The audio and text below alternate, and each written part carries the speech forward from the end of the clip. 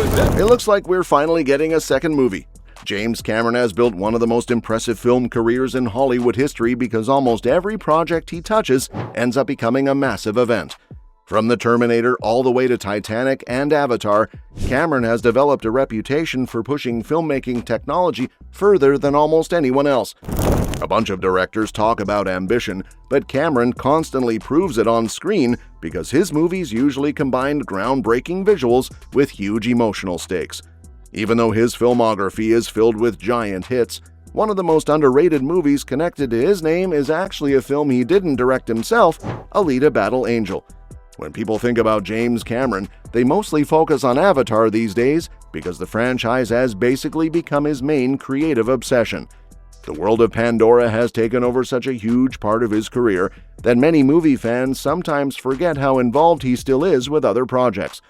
But Cameron has never really been a filmmaker who only cares about one thing. Even while continuing the Avatar movies, he still works behind the scenes as a producer and creative force on other franchises too. His influence can still be felt on projects connected to Terminator, True Lies, and several other productions. That's why Alita: Battle Angel stands out so much in his career. If Avatar had never happened, there's a strong chance Cameron could have spent the last decade building Alita into another giant sci-fi franchise. The passion he had for the project was obvious because he spent years trying to bring the story to life before Robert Rodriguez eventually directed the movie. Although Cameron didn't sit in the director's chair himself, the film still feels packed with his DNA because of its scale, emotional storytelling, technical ambition, and futuristic world-building. Released in 2019, Alita: Battle Angel was based on Yukito Kishiro's Gundam manga, and it immediately stood apart from most live-action anime adaptations. Anime adaptations usually struggle because filmmakers either change too much from the original material or they fail to capture the spirit that made fans love it in the first place. But Alita somehow managed to balance both accuracy and cinematic storytelling in a way that felt surprisingly natural. It respected the manga while also reshaping parts of the story so they worked better as a blockbuster movie. One of the biggest reasons the film succeeds is because it fully embraces its anime roots instead of running away from them. A bunch of Hollywood adaptations try to tone down the exaggerated style of anime because studios think mainstream audiences won't accept it. But Alita: Battle Angel leaned directly into that energy. The movie mixed live-action filmmaking with heavy CGI and stylized visuals to create a world that genuinely felt like a live-action anime. Iron City looked grimy, crowded, and chaotic, while Salem floating above the city created this constant feeling of mystery and inequality. The visual design of the movie deserves a lot of credit because it helped make the world feel believable even though it was incredibly stylized. Iron City is full of rusted technology, broken machines, neon lights, crowded markets, and people trying to survive however they can. It feels alive in almost every scene. At the same time, Salem hanging in the sky becomes this symbol of wealth and power that nobody on the ground can truly reach. That contrast between the dirty streets below and the clean paradise above gives the movie a strong emotional core because the world itself reflects the divide between the rich and the poor. Robert Rodriguez also deserves praise because his directing style matched the material perfectly.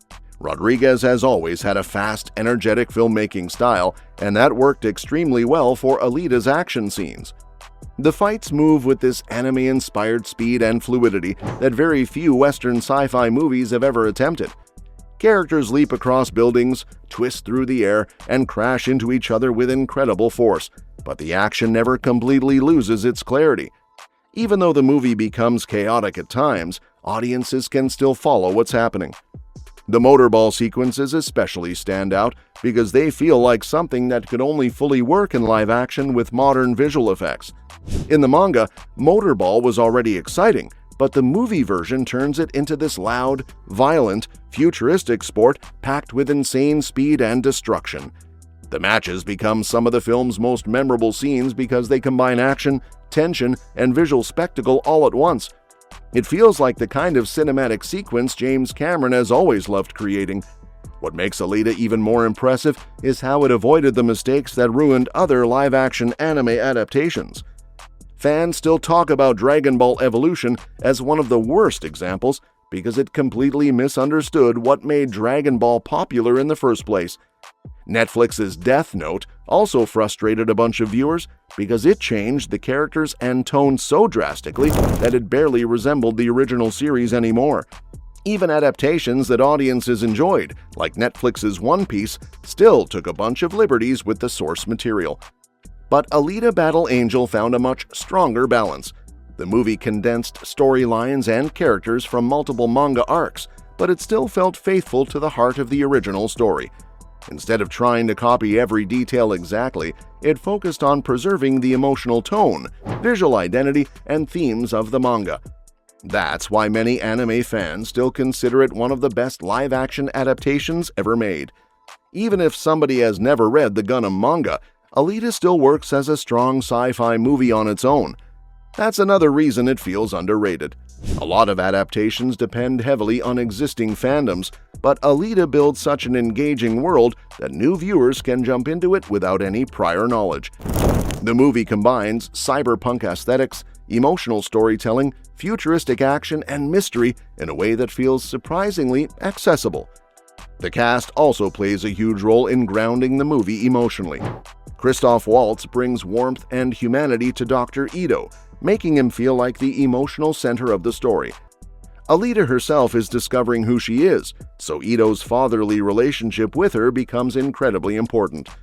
Jennifer Connelly and Mahershala Ali also add a lot of weight to the movie because their characters feel intimidating and manipulative without becoming cartoonishly evil. The performances help balance the crazier visual elements of the film. Progress on a sequel has remained slow. As of 2026, Alita Battle Angel 2 is technically still in development, and James Cameron has repeatedly confirmed that he and Robert Rodriguez want to continue the story. One major reason for the delay is simply James Cameron's schedule. The Avatar franchise takes an enormous amount of time and energy because those movies are some of the most technically demanding productions ever made.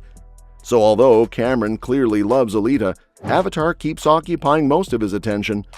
That has created a bottleneck that slowed the sequel's development considerably. The passing of producer John Landau in 2024 also impacted the project emotionally, because Landau had been one of the strongest supporters of continuing the franchise. But even after that loss, Cameron and Rodriguez have continued talking positively about Alita's future. And that's that for today's video. Thanks for watching, and we will see you in the next one.